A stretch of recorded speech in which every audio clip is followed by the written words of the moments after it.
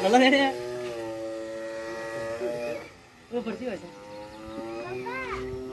Friends, welcome to my channel. आज अपन देखते हैं थर्माकोल या गत्ते की मदद से हम हवाई जहाज़ कैसे बनाकर उड़ाएं। सबसे पहले अपन क्या करते हैं, हवाई जहाज़ के मॉडल को A4 साइज़ के कागज़ पर प्रिंट करते हैं। फिर सेम नंबर के पार्ट्स को टेप की मदद से अच्छी तरह चिपका कर एक कंप्लीट पार्ट बना लेते हैं और फिर उसे कैंची की मदद से काट लेते हैं। इसी प्रकार हम सारे पार्ट्स को काट कर रेडी रख लेते हैं। अब सबसे पहले हम हवाई जहाज़ के फ्यूज़लाज को थर्माकोल की शीट पर चिपकाते हैं और फिर इससे थर्माकोल शीट को अच्छी तरह कट कर लेते हैं। एक पार्ट कटने के बाद इसी शीट से हम एक के ऊपर एक रखते हुए 5 शीटें थर्माकोल की काट लेते हैं और पांचों शीटों को फेविकोल की मदद से अच्छी तरह चिपकाकर टेप की मदद से एक मोटा फ्यूज़लाज बना देते हैं और फिर इसे एक दिन के लिए सूखने के लिए रख देते हैं, जिससे फेविकोल अच्छी तरह सूख जाए और फ्यूज़लाज मजबूत हो जाए, जिससे प्लेन की स्ट्रेंथ ले सके। अब हम प्लेन का हॉरिजॉन्टल स्टेबलाइज़र कट करते हैं। हॉरिजॉन्टल स्टेबलाइज़र चित्र में दिखाए अनुसार प्लेन के टेल पार्ट में लगे छोटे छोटे विंग्स होते हैं, जिनमें एलिवेटर की मदद से प्लेन को अप और डाउन करने के लिए हॉरिजॉन्टल स्टेबलाइज़र का काम होता है। प्लेन जब भी लैंड करता है या टेक ऑफ करता है तो हॉरिजॉन्टल स्टेबलाइज़र में लगे एलिवेटर की मदद से ही कर पाता है। जब तक हॉरिजॉन्टल स्टेबलाइज़र की कटिंग हो रही है, तब तक अगर आप हमारे चैनल पर नए हैं तो चैनल को सब्सक्राइब करें। अब हॉरिजॉन्टल स्टेबलाइज़र से एलिवेटर पार्ट को कट करके अलग कर लेते हैं। एलिवेटर पार्ट ही मूवेबल होता है, बाकी हॉरिजॉन्टल स्टेबलाइज़र प्लेन के साथ चिपका हुआ रहता है और नॉन मूवेबल होता है। अब हम प्लेन का वर्टिकल स्टेबलाइज़र कट करते हैं। वर्टिकल स्टेबलाइज़र प्लेन के टेल भाग में एक खड़ी स्थिति में जो विंग होता है वो होता है, जिसमें रडर लगा होता है और रडर की मदद से plane left and right move करता है।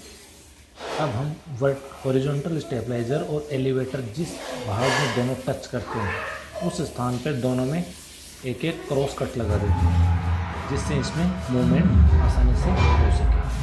दोनों में मूवमेंट होने के लिए दोनों के एक एक कॉर्नर को कट कर देते हैं। इसी प्रकार वर्टिकल स्टेबलाइज़र और रडर जहाँ आपस में कनेक्ट करते हैं वहाँ भी इसी प्रकार कट लगाकर इसमें मूवमेंट सेट करते हैं। अब अपन प्लेन के मेन विंग्स कटिंग का कार्य करते हैं। विंग की चौड़ाई अपन यहाँ ले रहे हैं 9 इंच। 9 इंच चौड़ी थर्माकोल की शीट को कट कर लेते हैं। 2 विंग बनाने के लिए अपन दोनों शीटों को 9 इंच काट कर दोनों को बराबर कर लेते हैं। दोनों विंग सेम चौड़ाई के और सेम लंबाई के होने चाहिए, वरना एक साइड में वेट ज़्यादा होने की वजह से प्लेन बैलेंस नहीं होता। इसकी लंबाई अपन लेते हैं 80 सेंटीमीटर।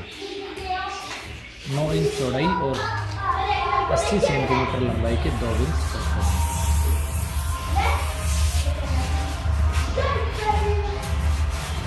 दोनों विंग्स को थर्माकोल की मदद से अच्छी तरह चिपका देंगे और एक कंप्लीट विंग का निर्माण करते हैं। टेप चिपकाकर इसको सूखने के लिए रख देते हैं। लगभग 10 से 12 घंटे बाद ये अच्छी तरह चिपक जाता है और एक मजबूत विंग तैयार हो जाता है।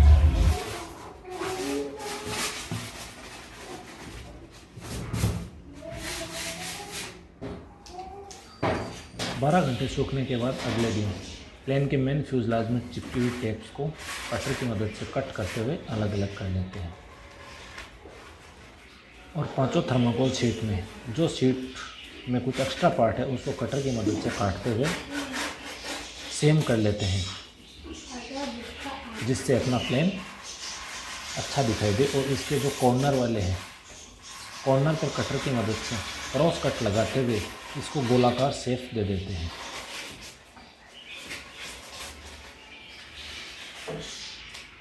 साथ ही प्लेन के मेन फ्यूजलाज के टेल पार्ट में वर्टिकल स्टेबलाइज़र को फिट करने के लिए एक कट लगाते हैं, जिससे वर्टिकल स्टेबलाइज़र एकदम वर्टिकल पोजीशन में ज़मीन से 90 डिग्री पर रहे और साथ ही फ्यूजलाज के पार्ट को रेजनाम की मदद से चारों तरफ से घिसकर एकदम गोलाकार शेप दे देते हैं। और अब इसके साथ ही प्लेन के मेन विंग्स को आगे से कट करते हैं और इसे भी रेजनाल की मदद से आगे और पीछे से घिसते हुए एकदम विंग शेप दे देते हैं। आगे वाले पार्ट पे घुमाव कम होना चाहिए और पीछे वाले पार्ट पे ज़्यादा, जिससे हवा एयरफॉयल सिद्धांत का पालन कर सके। अब प्लेन के मेन विंग से 2 इंच जगह छोड़ते हुए 2 इंच बाई 12 इंच का एलेरॉन कट करते हैं। एलेरॉन प्लेन के विंग में लगा हुआ वो मूवेबल पार्ट होता है जो प्लेन को अपने एक्सिस के गोल गोल रोल करता है। चित्र में दिखाए अनुसार एलेरॉन विंग्स का मूवेबल पार्ट है।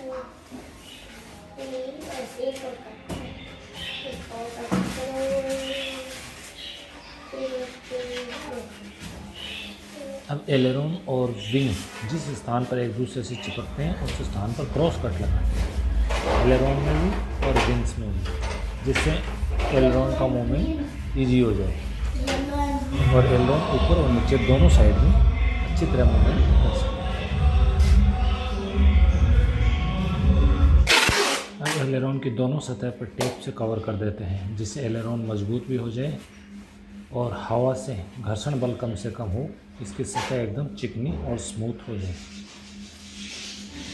टेप की मदद से एलेरॉन के सभी हिस्सों को अच्छी तरह से कवर कर देते हैं।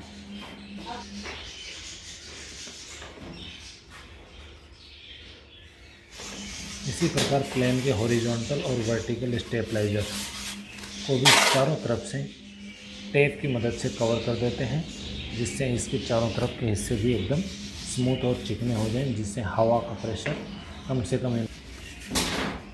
हॉरिजॉन्टल स्टेबलाइजर और रडर को आपस में कनेक्ट कर देते हैं। ध्यान रहे कनेक्ट इस प्रकार से करना है कि इसका ये रडर वाला पार्ट मूव कर सके लेफ़्ट एंड राइट दोनों दिशाओं में। जब तक हॉरिजॉन्टल और रडर पार्ट को चिपकाया जा रहा है, अगर आप हमारे चैनल पर नए हैं, चैनल को सब्सक्राइब करें, वीडियो को लाइक और शेयर करें।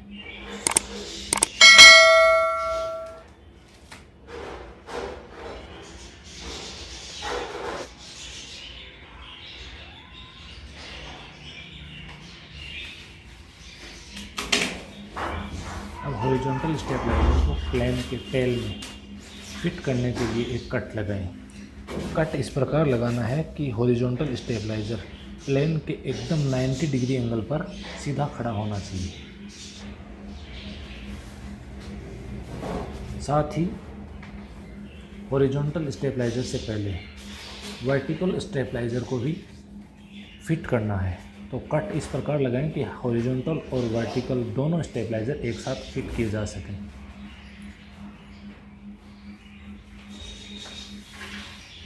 ध्यान रहे वर्टिकल स्टेबलाइजर इस प्रकार लगाएं कि उसका एकदम सेंटर वाले पार्ट पर ही हॉरिजॉन्टल स्टेबलाइजर लगे तथा हॉरिजॉन्टल स्टेबलाइजर के दोनों साइड में वर्टिकल स्टेबलाइजर का बराबर बराबर हिस्सा हो।